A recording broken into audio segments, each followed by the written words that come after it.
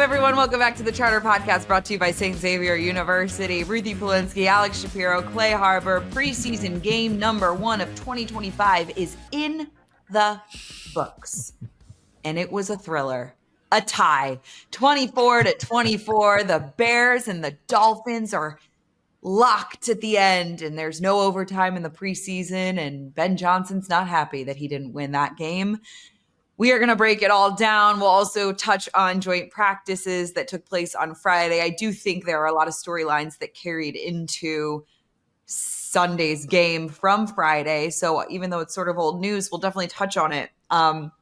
Guys, it was fun. I got to sit next to 𝗦𝗦liche Shapiro during the game in the press box for the first time. We got to sort of watch that game together. We had some friendly conversations over the course of the game. We were texting with Clay a little bit back and forth.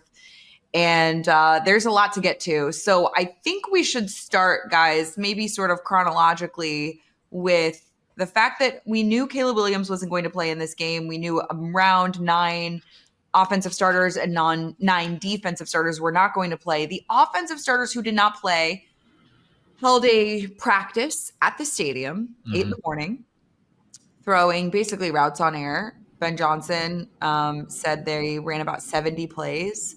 And it was very productive, said he. We get to the game, and Tyson Bagent gets the start. A little bit of a slow start, but let's start there, guys. I feel like the quarterback is always where we want to begin. Let's get that out of the way so then we can get into the nitty-gritty, because I think there's a lot there. So from your perspective, guys, I want to get your thoughts on Caleb Williams not playing in this game, because we haven't really dissected those thoughts on this show. So let's start there. Alex, what was your reaction when Ben Johnson told us, I guess it was Friday, he told us before that joint practice that Caleb Williams was not going to play in this game? Not surprised, and I don't have a problem with it. You know, they put so much value in joint practice because that's one-on-ones to a large extent, right? So that's really good. You have the first team Dolphins defense against the first team Bears offense, and they played a lot on Friday. There were a lot of situations they put them through. There were a lot of reps that they put them through. Do I expect Caleb Williams to play at some point in this preseason? I do. I don't think it matters if it's preseason game 1.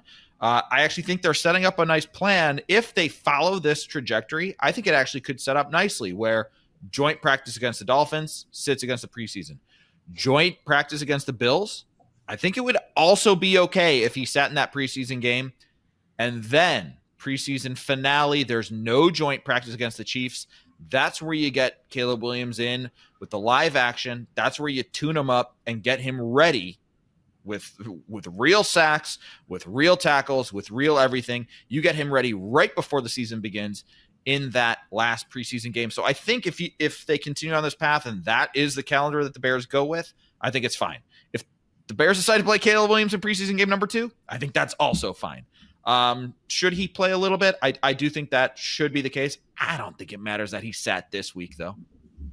What'd you feel about Tyson, Alex? No, we're not there yet. Let's talk about. Oh, I thought you said about I know Tyson. I did kind of. I messed up the question. Let's start there, Clay. I want to get your thoughts initially, just your reaction when you heard Caleb. Yeah. I know Alex is wearing the 𝗮𝐻 shirt right now, so he's not going to say Caleb should have played, but Caleb, I'm amongst the school of thought that more game reps are better, especially for a young quarterback that has a lot of improving to do. Tua played, obviously playing against the Bears. He played in joint practices. You even saw Patrick Mahomes on the field. Just getting ready for the game, going through warm-ups, knowing you're going to play, the routine, getting all that down, seeing some live bullets flying, even if it's a series or 2 series or 3 series. I mean, we saw Jaden Daniels, we saw Drake May, we saw, pretty much J.J. McCarthy. We saw a lot of people play, and it's the reason there's a preseason game is so you can play and get ready for the regular season. That's how I always felt about it. As many reps as I took in practice, as many reps I took in joint practice, as many reps as I took in OTAs, it's not like the game. The game is different. I know a lot of people say, you're getting more reps. We got 70 play practice on the field. But all right, that 70 play practice, yes, maybe you covered some good ground there, but nothing compares to actually getting on the field. And obviously Ben has a plan. We trust in Ben. But me personally, as a former player, knowing the differences and the step up once you're between, but under the lights, when the game's on, the bullets are flying, it's something that I think that could have been helpful, especially for a young quarterback. Now, here's my question for you, Clay, just real quick. If you want Caleb Williams playing, so the Bears rested a lot of starters. They rested a lot of guys on defense. They rested a lot of guys on offense.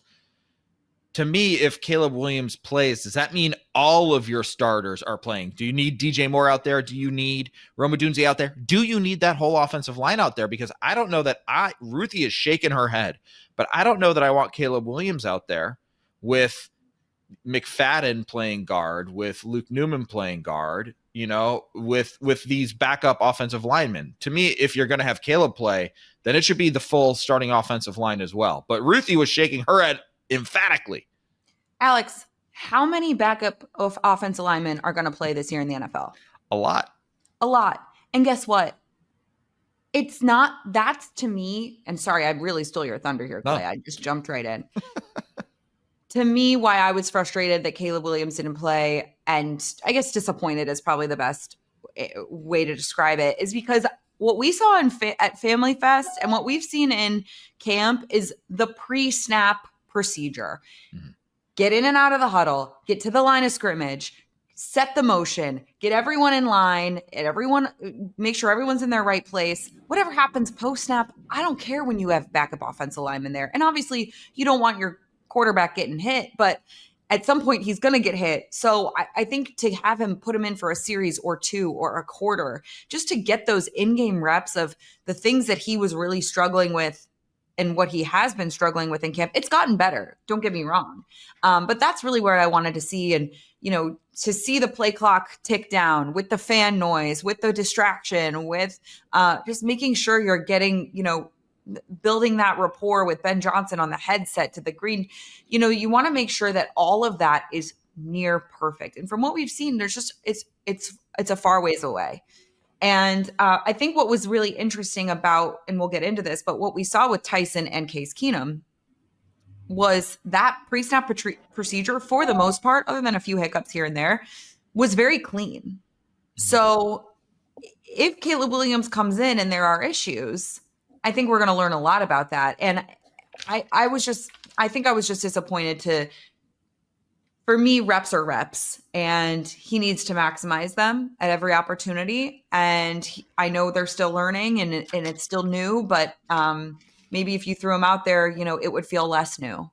And yeah. I think that's sort of where I sit there. And I also, to backtrack on myself here for a second, I have been obviously very team Ben Johnson. I think the majority of people are team Ben Johnson. I've liked every decision he's made. I have invested all of my confidence into this man. I've said the words, if Ben Johnson can't get it out of Caleb Williams, no one can. That's how much I believe in this guy.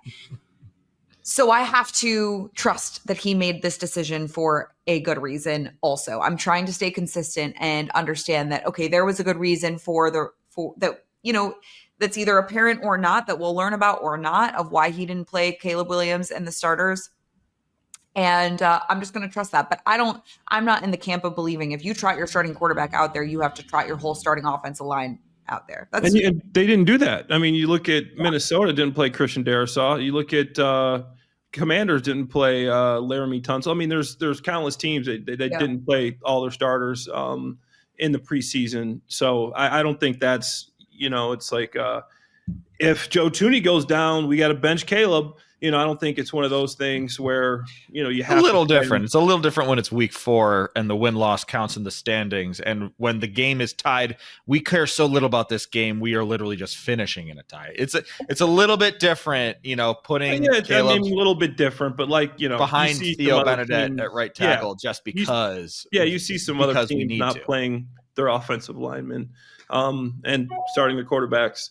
I think, you obviously want to put the first team out there, but I don't think it's a necessity. I've been a part of many teams that didn't happen on. It's not all tied together. So with that being said, let's talk about And I think it's connected, right? Because the starting offensive line was not out there. Jonah Jackson, Drew Dahlman, Joe Thuney, Darnell Wright, none of them played. So it was a rinky-dink. It was a hodgepodge of offensive linemen. You had Braxton Jones getting the start at left tackle, which was great to see. That I think he made a lot of good plays and had some moments as well where he could probably be better. Same for 𝗁cie𝗄𝗏. With that being said, considering the offensive line that was out there, what did we think of Tyson Bagent and Case Keenum? I think they did solid. I mean, Case Keenum, playing with the third string is almost unfair. This guy is a super pro quarterback who knows exactly what he is doing, has done it for a long time. So I was not surprised at all that he sliced and diced those third stringers and looked really, really good. The quote unquote first team offense, the first offense that came out on the field, Tyson Bagent, it obviously took them a while to get going. I think it took a while for that offensive line. Like, you know, the run game wasn't really clicking right away. But that's all to be expected when you have a lot of guys who are just starting to do it, right? So I was not panicked or worried or whatever that there were 2 3-and-outs. It was what it was. I think what is great is that once they had those 2 3-and-outs, they did put together a good drive. They did manage to work out of a hole, right? There was a holding, there were big, like 3rd and 15, and what happens? Converting that first down to Luther Burden on a big 3rd and 15. Those are the moments that I think are impressive. You mentioned Braxton Jones, who I think looked pretty good out in space blocking at times, and then you mentioned there were some moments he'd like back. That red zone series when they were first and goal, you know, he got beat pretty bad twice in a row, but Tyson Bagent made him look okay. He covered up for Braxton Jones, and those are the things you want to see out of your quarterback. Your left tackle gets beat really bad, and now you've got a rush in your face, but I can get the ball out quickly, and I could still throw a touchdown, and don't worry, Braxton, I'm picking you up right here. Those are the things that I think were notable, impressive. You mentioned some of the pre-snap issues. They had illegal formations for guys, I guess, not covering up the tackle. That seemed to be a point of emphasis. I'm sure that's something that they will look at. They will clean up. I'm not overly worried about stuff like that. I think Theo Benedict got called for a holding, but it wasn't like a ton of delay games. It wasn't a ton of false starts. It wasn't a ton of holdings. And then Kyle Monangai, first running back out of the stable, once he got his legs under him, he really got the opportunity to show what he could do. I thought it was really impressive. Him, you know, we talk about him being a tough runner, and if the Bears need 4 yards, he'll get 5. I think he did a good job of creating a lot of extra yards by kind of waiting until the last moment, making that one cut, and then showing a little burst, you know, to kind of really find that hole on the backside or something like that. Pass pro, he had his moments as well in pass pro, so I'm sure that's something he'll get cleaned up. But, you know, it was not the most exciting, I guess, start for a preseason, but this is preseason football. This is what it's about. I think there are a lot of moments that offense can hang their hat on and feel good about. I'm sure we'll talk about the defense. Defense was more impressive in my opinion. Yeah, no, I thought the quarterbacks, after the first 2 drives, like Alex said, like Tyson looked good. He came back, made some good throws. Obviously, that touchdown when Braxton got beat on the swim move inside. Very good. Keeping your eyes off the rusher and downfield and not letting it affect the play. That's tough. That's veteran quarterback stuff right there. That's high level. Case comes in, goes 8 of 10. You know, does a great job. Obviously, Case Keenum, he's playing with the 3. You saw Johnny Walker had some nice plays as well.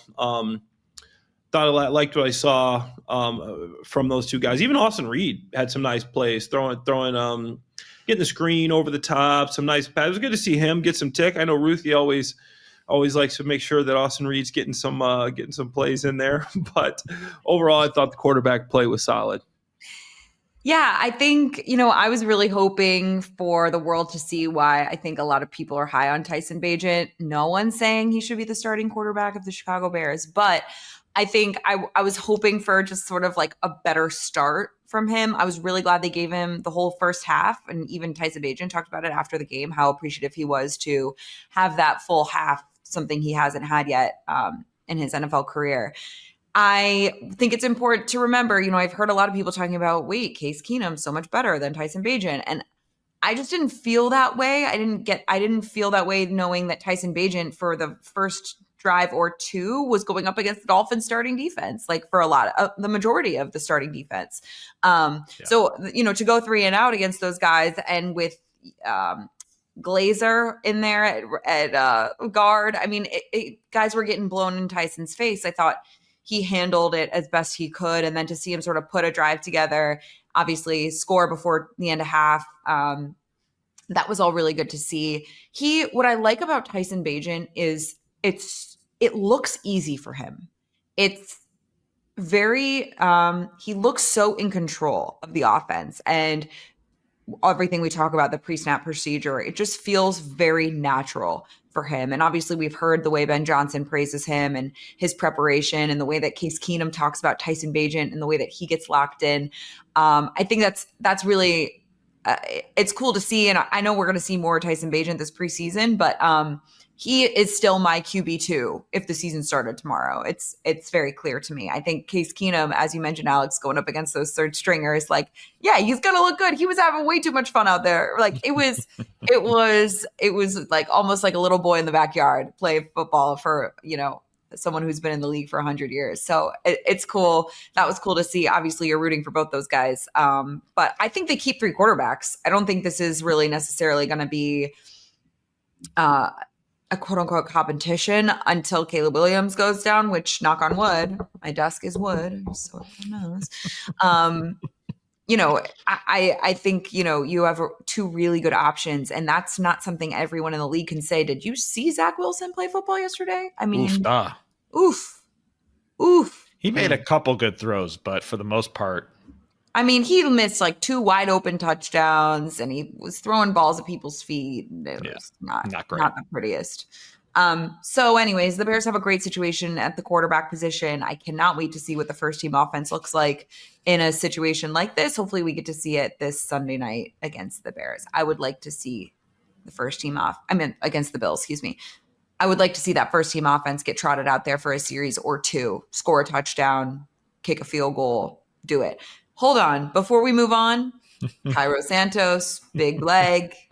Give him a little love for that 57-yarder. Oh, yeah. His career high in the regular season is 55.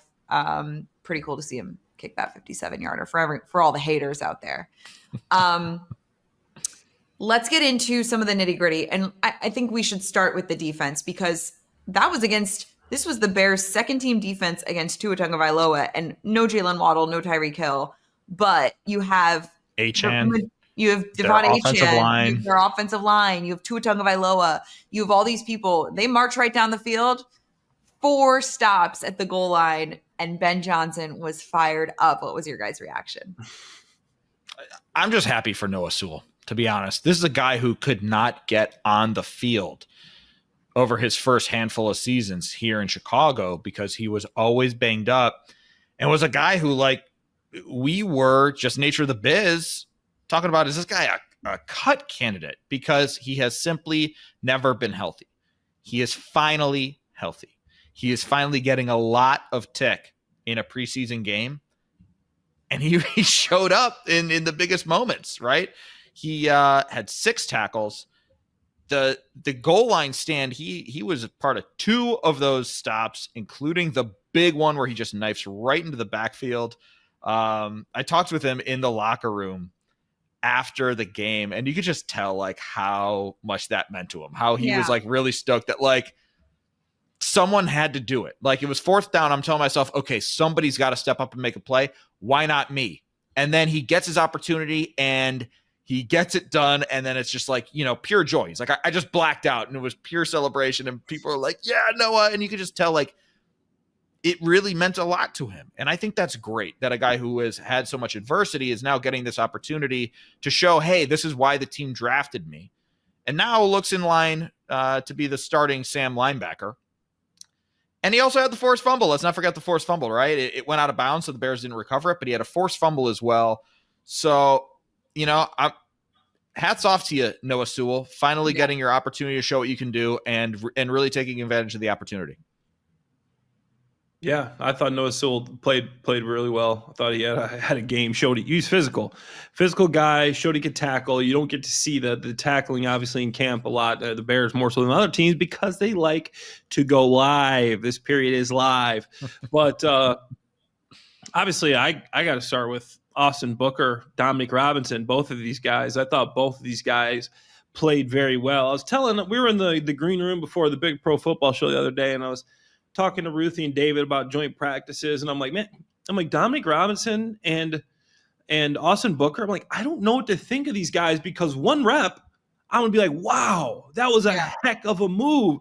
You had a spin move. I go, the guy looks like Dwight Freeney. He looks like Dwight Freeney. And then I said, but then the next rep, he looks like Dwight from The Office. And that was my exact words. I said to Ruthie and Sam and David. I'm like, I don't know how to report on that. When you see a guy just come and spin move, sack the quarterback in one-on-ones or team, just a nice speed rush, power move. But then the next rep, you see him get hemmed up. You see him, he gets stonewalled. He's not giving it in. He's getting reached. He's giving up the edge. So you've been seeing the flashes from both these guys. It's not like it's something you haven't seen, but both of them brought it together for one game consistently. But they were consistent, obviously, through one game. Obviously, you want to see him be consistent through a full season. And last year, we've seen Austin Booker have a good preseason game before, a good preseason before. Dominique Robinson, he's all preseason team as well. I was back in my day, I was Hall of Fame training camp team there, man. I might be get my green jacket for training camp, But it's a green jacket, not a gold jacket for the preseason Hall of Fame. Yeah, green jacket, like I'm a golfer. Won the Masters there. Yeah, love it. I think that I know they're going against some backup linemen. I know that this is a preseason game, but I think this was a very big day for the Bears defensive line because you need those two guys to play well this year because they're your third and fourth edge rushers. I mean, that's 𝗪𝗪 then you got Austin Booker and Dominique Robinson. Obviously, there's a little bit of, competition there. We'll see what some of these other guys can do. But right now, it's looking like those two guys are your 3 and 4 edge rushers. So it's good for them to build the confidence. Speed rush. You saw the spin move. You saw the bull rush. I mean, you saw everything. Even the plays, they weren't getting the sacks. They were getting close. They weren't being blocked in the run game. They were getting in their gaps. They were covering a gap and a half. That's what you want to see when you see a veteran player, a guy starts making plays, starts playing more confident. He's not just taking over his gap. He's taking over a gap and then a half. So I really loved what I saw from those two. And obviously, Alex alluded to Noah Sewell. I mean, he had a good game as well. Yeah. Austin Booker, real quick, you said against the backups, there were some of those plays in pursuit he made in the run game. Those were, again, against the starters. And I love that about Austin Booker. Like, he had the 3 sacks. All last year, and in all the preseason, only 2.5 sacks. He has 3 in one game. But, like, making the plays on the backside in pursuit against the starters. So, like, did he have some of his sacks against the backups? Yeah. But he also made some plays against those Dolphin ones. 100%. And it's good to know.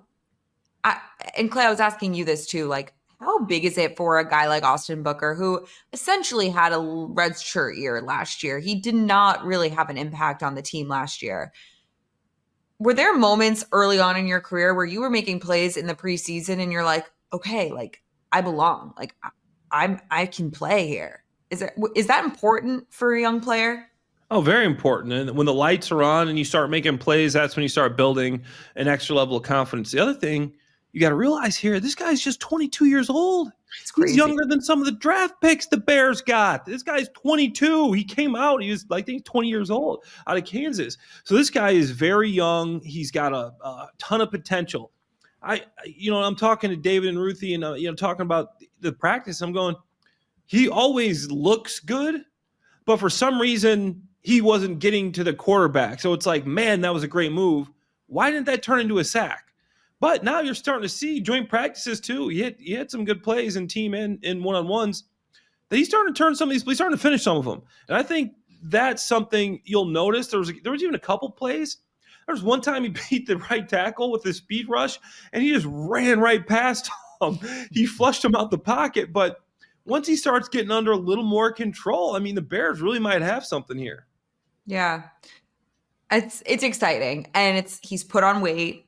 He could put on more, but he is the type of his physique. Thank you. I got you. Ruthie, get it together. Early radio. 5 hours of radio. Ruthie was up at 4 this morning. I mean, come on. 3 a.m. alarm, Clay. Never mind. She was up at 3 this morning. 3 a.m. alarm. It's okay. We're good. I'm not complaining. I love it. Love to do blast. #blast. His physique fits Dennis Allen's style. So he's long. He's, athletic. He can put on some weight, but he's the prototype of Dennis Allen's kind of style of player, which is cool. Okay, moving on. Let's go back to the offense for a second. And we brought up his name, but I think he deserves a few minutes to dissect what we saw from Kyle Monangai. I was so happy to see him play well yesterday, guys, because obviously we've been banging on the table for him, and he was on our show, Clay, so we're obviously biased, but he's such a pro, 4-year starter, team captain, never fumbled at Rutgers. You wanted to see him pop yesterday, and I think he did that. He ran hard. He is tough, man. He's just this little bowling ball out there, and he's so strong. He falls forward. He's got the balls in there secure, nice and tucked away. What were your takeaways from Kyle Monangai, who, by the way, averaged 5 yards a carry? I know that would make Dave Wannstedt very happy. I already spoke on it a little bit, so I'll just a few extra nugs on Kyle Monangai that I really liked. In addition to the one cut and go, kept his legs moving to churn out those extra yards. Saw some of the broken tackle ability. The things that I will say a couple critiques, right? It wasn't perfect for him. This is not his fault. Want to see the pass catching more. He did not get the opportunity to show that. He wants to show that. I was talking with him after the game, and he was just like, listen, I had X, Y, Z, all of these different things I wanted to show. I didn't get to show all of that. He wants to show off some of the pass catching. Okay, that's neither here nor there. And he admitted it right away. The pass pro, he's like, that cannot happen again. Maybe a little welcome to the NFL moment. He was like, yeah, I gotta strike guys faster, right? When he gets tossed aside by Willie Gay, he totally acknowledged that I need to do a better job of initiating that contact, but I'm gonna learn from that. And this is a guy who does not fear contact. He's small, but he does not run away from the blitzers. He does not run away from the pass rushers. And that is what gives him such a high ceiling, right? What makes him so intriguing as a pass pro guy who he was great at Rutgers. And he was like, okay, yeah. This ain't college. The Big Ten is the most physical conference in college is what he told me. He's like, it's not going to happen again. I just got to strike those guys. So that's preseason game number 2. Hey, maybe let's see him catch a pass. Let's see if he can uptick in that pass pro. But otherwise, I mean, really, really impressive performance when Roschon Johnson is still sidelined, right? Roschon Johnson's still sidelined with this foot injury. It's, in my opinion, it's opened the door. This is the door getting open to crack for Kyle Monangai to take this opportunity. And Travis Homer, doesn't he got a calf too? Yeah, now Travis Homer did leave that game with an injury. You're absolutely right. So this is the opportunity, and now it's really exciting. What can Kyle Monangai do to make the most of this opportunity? Yeah, Alex, it's funny. I know exactly what play you're talking about. I didn't think that was as ugly as it looked because the quarterback was rolling left, and then Monangai does get in the way. At least he slowed him down a little bit, but he does get just bowled over. He just got hit by a bowling ball. But the way he runs the ball, it's interesting because zone, when you're running the wide zone scheme like they were running there, it's like a lot of it has to do with patience, and letting your blocks develop. And he does a good job of that. He's patient, go. So he's good. He's good with just the timing aspect of it. You got to let your double teams kind of develop before you hit the hole. And Kyle Monangai, it just seems like a veteran runner to me. He's not the fastest guy, but he is quick. He does have burst. He's a guy that, even you go back to his NFL combine numbers, you look at his 40-yard dash, it's like a 4.6 something, but he ran like a 1.5 flat 10. So this guy does got that quick burst, doesn't have the breakaway speed, but you can see that on tape. He's got that great contact balance. He's not afraid to hit somebody. He's got everything that you want to see from a solid running back. I don't think he's going to be a guy with the highlight reel plays that you might want, but I think he's a guy that can definitely help this backfield and will be a different style than a DeAndre Swift. So I think, like Alex said, with Roschon Johnson going down, Travis Homer going down, this is a big opportunity for Monangai. And I thought Ian Wheeler even had a couple nice runs. I think a couple of them may have gotten called back even, but just to put that on tape, that's the most important part. Haskins too, 35. He popped yesterday. I thought that was great to see as well. Guys, let's keep chat as we talk sort of about the offensive players. Let's start breaking down the rookies a little bit. We saw very limited Colston Loveland. We saw more Luther Burden. What were your takeaways from the rookies on offense, Clay? Obviously, we didn't get to see a lot from the rookies. I thought the first play, I think it might have been the first play of the game, you saw a throw to Colston Loveland. Didn't love the route. Tyson went to him. Whatever. It's just the first route of his career, first route of the game. But he comes back and does make a nice catch. And we only had 6 snaps. But solid game. Got his first catch in there. Didn't get to see much from him. I thought in the joint practice, he did a good job, though. He was catching the football. He's a guy, once again, that is not afraid to put his hat in there and block somebody. I like the tight ends that are not scared to block. I don't want the pretty guy that likes to stand out there and catch the football. I think they do a disservice to the tight end spot, and Colston Loveland doesn't do that.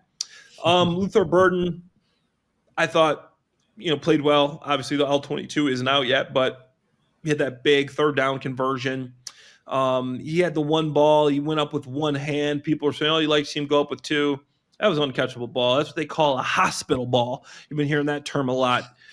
Tyson threw him with a nice little hospital ball up there because if he catches that, he's probably going to the hospital afterwards, and Tyson's going to have to send him some flowers.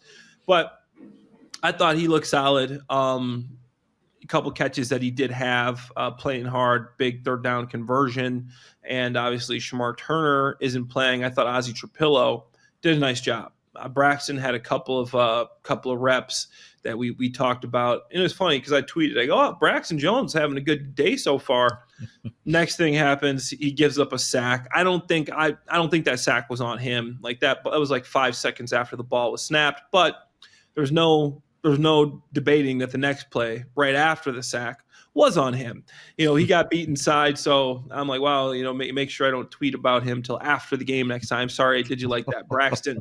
But honestly, I thought looked good. I didn't see any mental errors. I didn't see him really get beat. He got pushed back a couple times, maybe a little more anchor, but overall, I thought 𝗦𝗏𝗄𝗎 looked good. I thought 𝗬𝗏𝗏𝗏 had some ups and downs. He had some plays where he got beat. 𝗬𝗏𝗏𝗏 is a guy. He's not a rookie, second-year player. The Canadian Eagle, baby.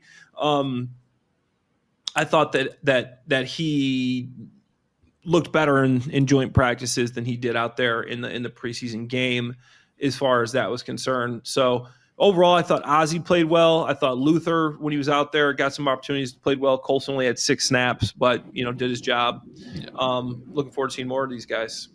Yeah, I'm glad you brought up the left tackle battle.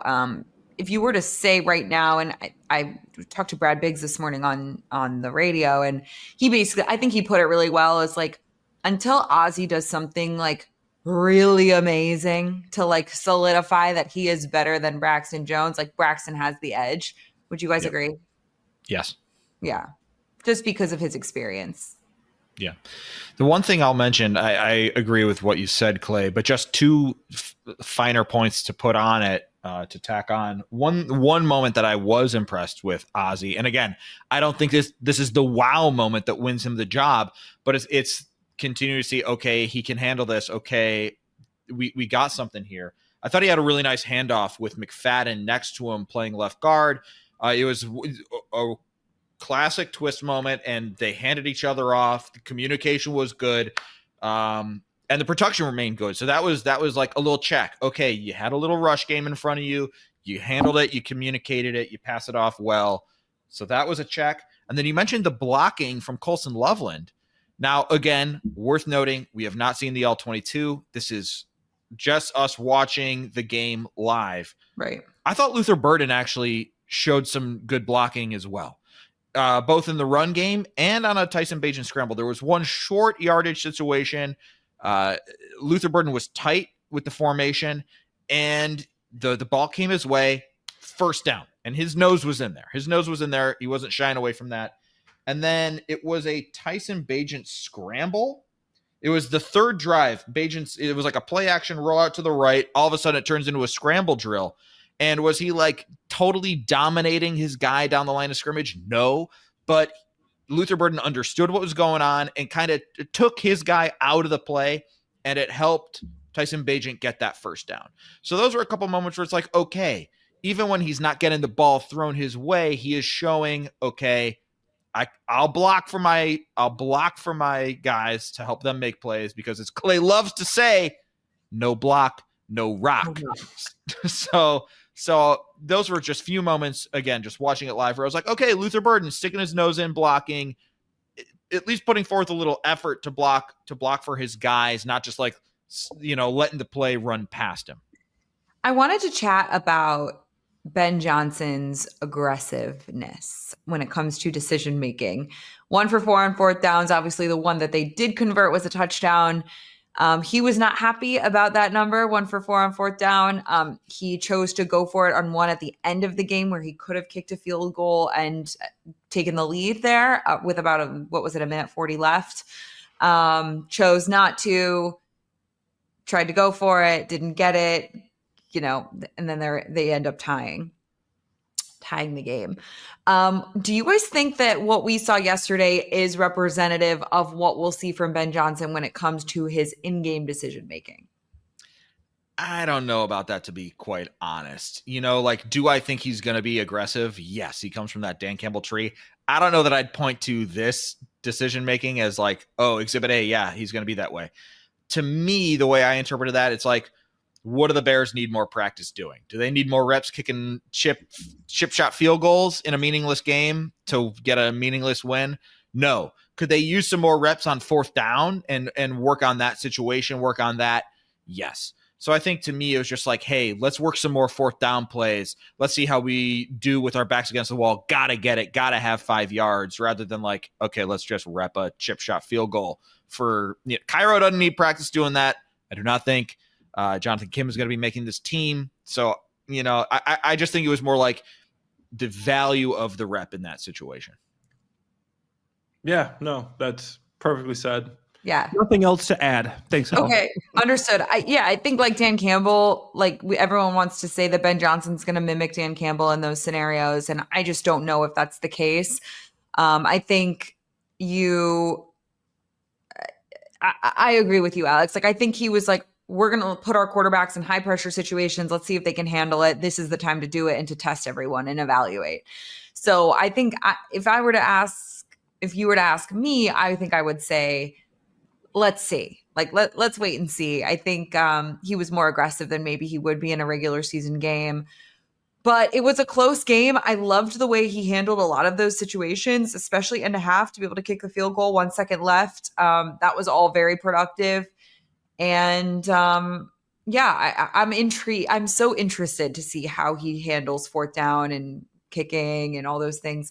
One of the things that really disappointed me yesterday, guys, was special teams, not just Tory Taylor, but the coverage and the kick returns and all of it. And what's disappointing to me, Clay, is that those are your guys. There's no first, second, third team special teams. Those are the guys that are going to play special teams. What were your takeaways from? Did that stand out to you? I guess I should say. You're absolutely right. I thought that was probably one of the most disappointing things of the day was the special team, just coverage units, because like you said, a lot of these guys are the guys that are going to be starting. And Tory Taylor, I mean, he had some good distance on a couple of his kicks, but a lot of them were less hang time than you would typically see from Tory Taylor, maybe more directionally accurate as well. But the coverage units got to get better. They gave up big return after big return after big return, and field position matter, especially when you're a Ben Johnson EPA per play type guy. Those are big gains there. When you're getting a couple extra first downs just off of your punt return or your kick return, I mean, that's huge. So Coach Hightower is going to have to go back to the drawing board, figure out what he needs to do, because in the NFC North, in these tough division games, all these games will be so close. Those are the little things that make up the wins and losses. So they definitely got to get better in the special teams game. And they do a lot of it in practice too. Mm-hmm. Like, we see it all the time. Like, they're not treating it like a stepchild. They're getting a lot of reps in special teams, so you expected it maybe to look a little bit better. Yeah. Just like Clay said before, nothing to add. Nothing further. All right, guys, what do you think for this week? Joint practice on Friday with the Bills, which I'm so excited about because I love the Bills, love Josh Allen, excited to see him up close and personal. I think it's interesting because we all know the Dolphins are going through this sort of like culture rebuild, right? Everyone thinks that, like, you know, there's no accountability there and they're sort of a soft team and they can't win in the cold and all those things. So it felt like the Bears set the tone for that joint practice and the Dolphins had to come meet them. I'm really excited to see if the Bills set the tone for this upcoming joint practice. Can the Bears match and meet that? That's sort of what I'm really looking forward to. What will the level of intensity be?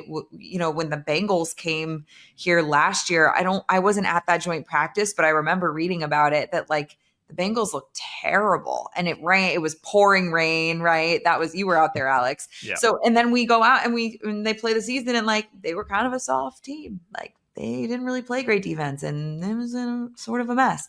So how will the Bills show up to Halas Hall on Friday, and what will it look like in your estimation, Alex?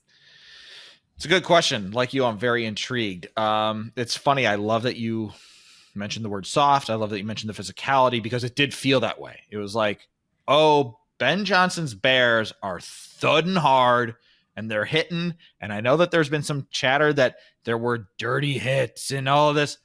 Who said that? Yeah. Some people on the other side thought, oh, this is going too far. That's been Bears training camp. That has been Bears training camp. And the Dolphins, it looked like they were affected by that. I don't know that they matched that physicality at any point. I think the Bears just out-physicaled them from the start. Will the Bills, who are a perennial Super Bowl contender, are they going to be able to counteract that in some way? Whether it is Josh Allen being an incredible playmaker, whether it is, Keon Coleman, James Cook, who is a wonderful physical running back.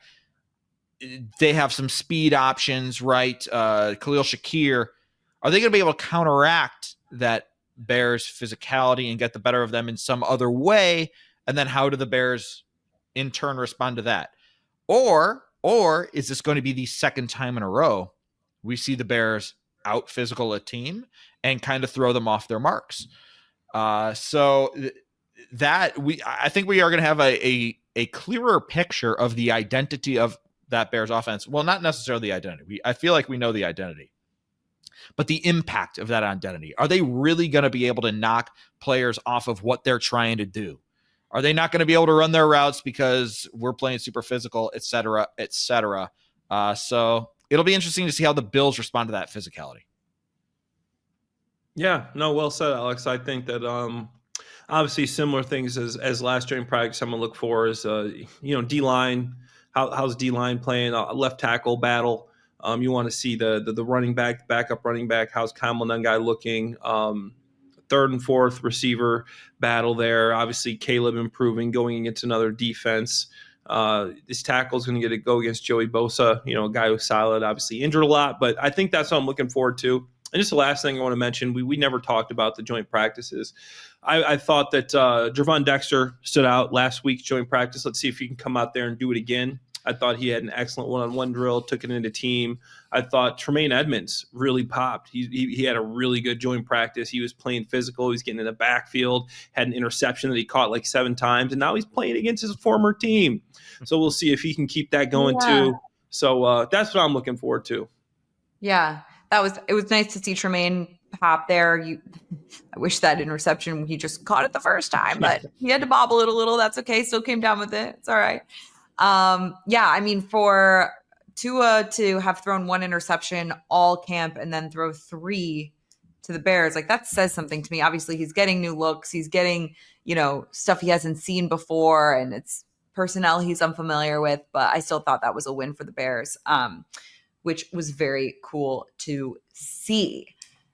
Is there anything else you guys wanted to touch on before we turn the page here to Bills week?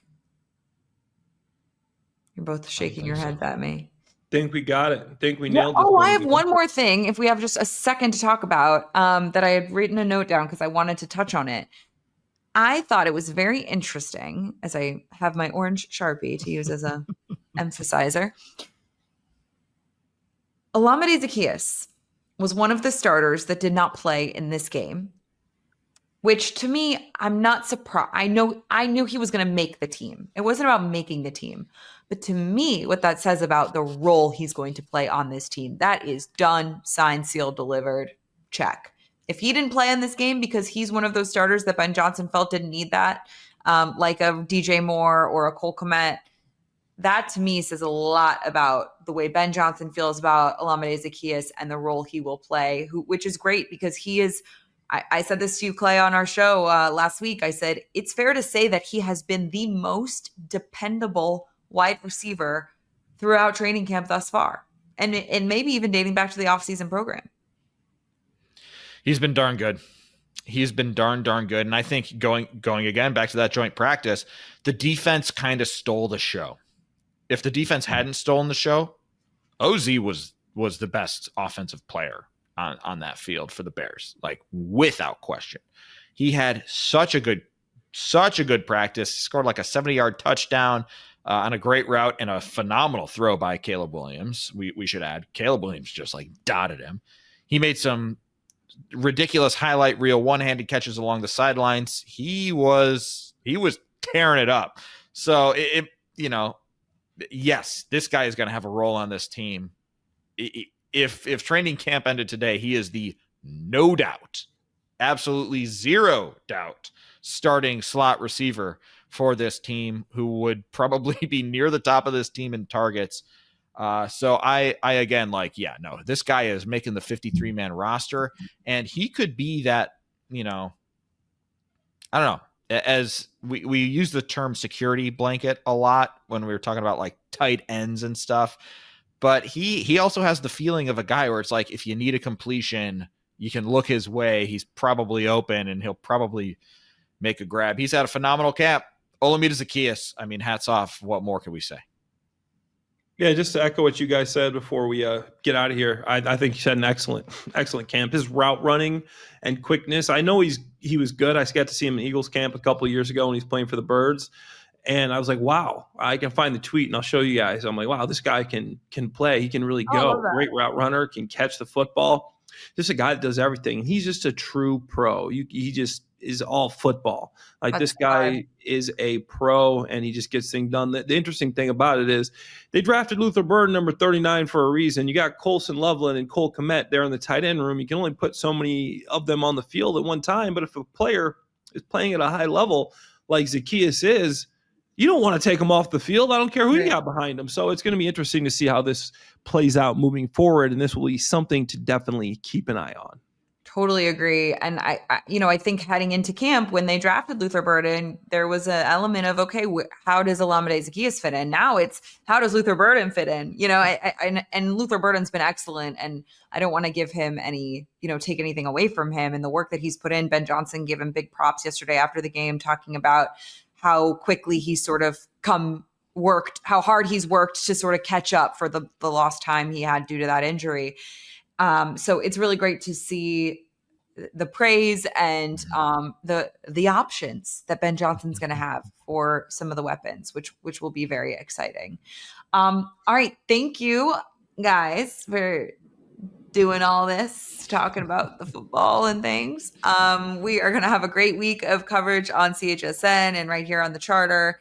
And we will get you covered leading up to the joint practice and then preseason game Sunday night football but it's not on NBC, it's on Fox, which is interesting. And we will be back here probably later this week to talk about all the news and notes. And that's going to do it for Clay Harbor, Alex Shapiro, and Ruthie Polinsky. Thank you so much, as always, for listening to the Charter Podcast brought to you by St. Xavier University.